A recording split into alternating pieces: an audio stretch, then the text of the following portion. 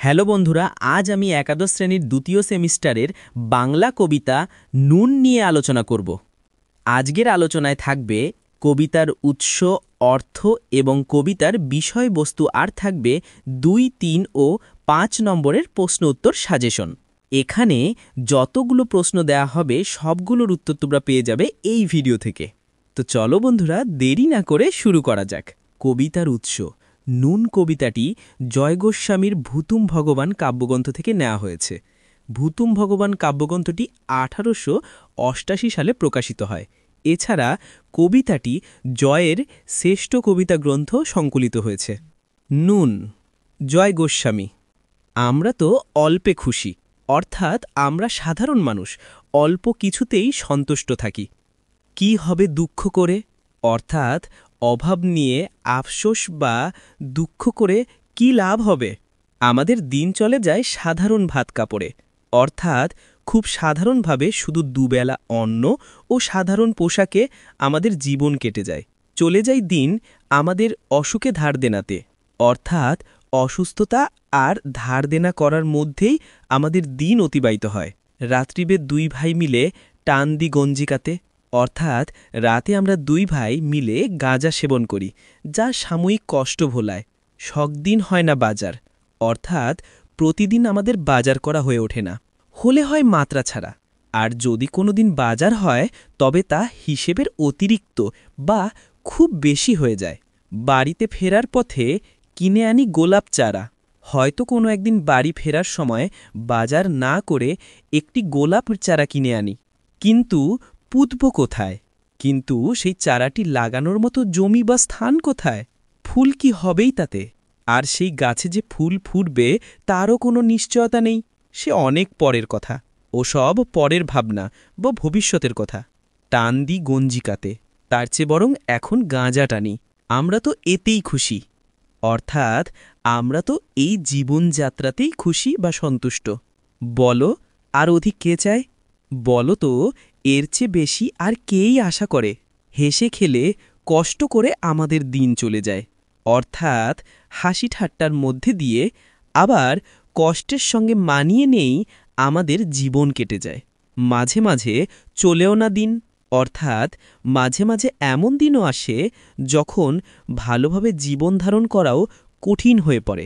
তাই হয়তো কাজ করে অনেক রাতে মাঝরাতে বাড়ি ফিরি। খেতে বসে রাগ চড়ে যায়, তারপর খেতে বসে খুব রাগ হয় যখন দেখি ভাতে নুন নেই এবং ভাত ঠান্ডা হয়ে গেছে। রাগ চড়ে মাথায় আমার, অর্থাৎ আমার সেই রাগ মাথায় চড়ে যায় বা খুব ক্রোধ হয়। আমি তার মাথায় চড়ি, তখন আমি রাগের বশবর্তী হয়ে আমার বাবার উপর চিৎকার করি বা মাথা গরম করি। বাপ বেটা দুই ভাই মিলে সারা পাড়া মাথায় করি। বাবা ও ছেলে মিলে, যারা সম্পর্কে দুই ভাইয়ের মতো ঘনিষ্ঠ, আমরা চিৎকার চেঁচামেচি করে পুরো পাড়া মাতিয়ে তুলি বা অশান্তি করি।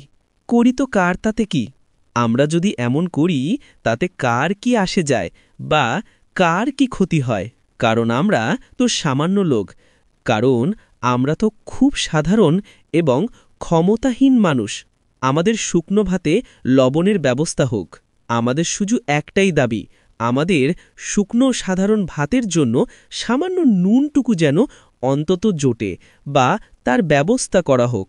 এবার কবিতার বিষয়বস্তু।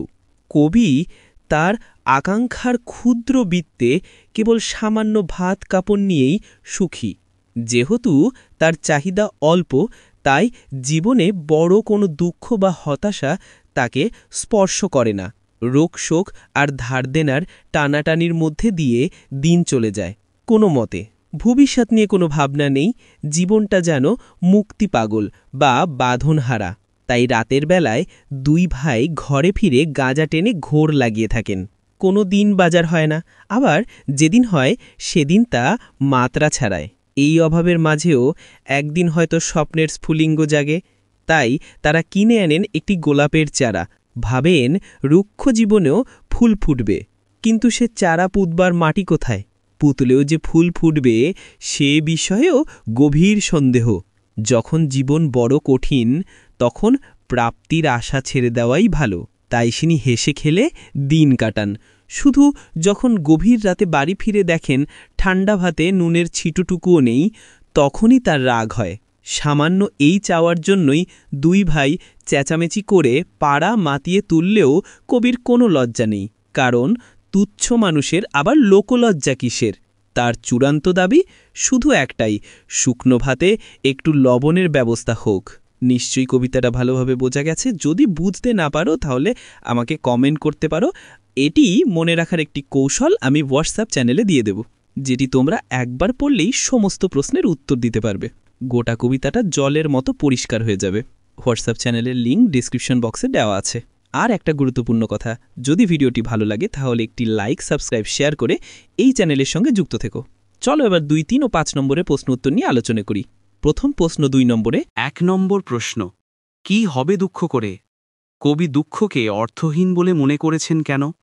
2, রাত্রিরে দুভাই মিলে টান্দি গঞ্জিকাতে, দুভাই বলতে কবি কি বোঝাতে চেয়েছেন?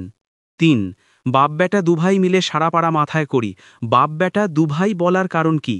4, বাড়ি ফেরার পথে কিনে আনি গোলাপ চারা, গোলাপ চারা কিসের প্রতীক? 5, খেতে বসে রাগ চড়ে যায়, খেতে বসে রাগ চড়ার কারণ কি? 6, মাথায় আমার আমি তার মাথায় চড়ি, মাথায় রাগ চড়লে কি ঘটনা ঘটে? 7, মাঝে মাঝে চলেও না দিন, দিন না চলার কারণ কি? 8, নুন কবিতায় আমরা কারা? 9, আমরা তো অল্পতে খুশি, অল্পতে খুশির কারণ কি? 10, চলে যায় দিন, কিভাবে দিন চলে যায়? 11, নুন কবিতাটি কোন কাব্যগ্রন্থ থেকে নেওয়া হয়েছে? 12, দুই ভাই মিলে গঞ্জিকাতে টান দেওয়া ব্যাপারটি কিসের ইঙ্গিত বহন করে? 13, সব দিন হয় না বাজার, সব দিন বাজার না হবার কারণ কি? 14, হলে হয় মাত্রা ছাড়া, কি হবার কথা বলা হয়েছে? 15, মাত্রা ছাড়া বাজার কিসের ইঙ্গিতবাহী? 16, আমরা তো এতেই খুশি, কবি কিসে খুশি? 17, কিন্তু পুতব কোথায়, কথকেরে মন্তব্যের কারণ কি? 18, করি তো কার তাতে কি, উক্তিটির ইঙ্গিত ব্যক্ত করো অথবা তাৎপর্য ব্যাখ্যা করো। 19, আমরা তো সামান্য লোক, সামান্য লোক শব্দবন্ধ প্রয়োগের কারণ উল্লেখ করে কবিতায় এই শব্দবন্ধ প্রয়োগে লেখকের ইঙ্গিত ব্যক্ত করো। 20, কিনে আনি গোলাপ চারা, গোলাপ চারা কেনার কারণ কি?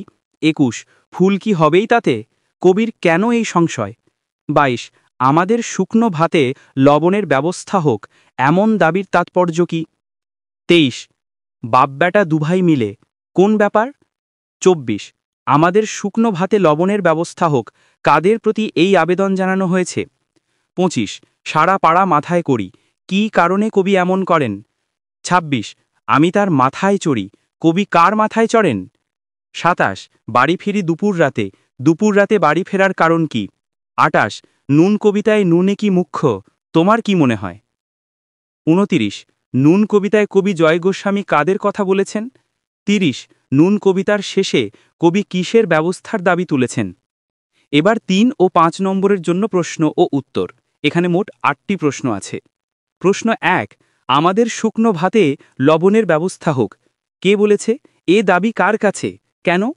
প্রশ্ন 2, আমাদের দিন চলে যায় সাধারণ ভাত কাপড়ে, সাধারণ ভাত কাপড় বলতে কি বোঝানো হয়েছে?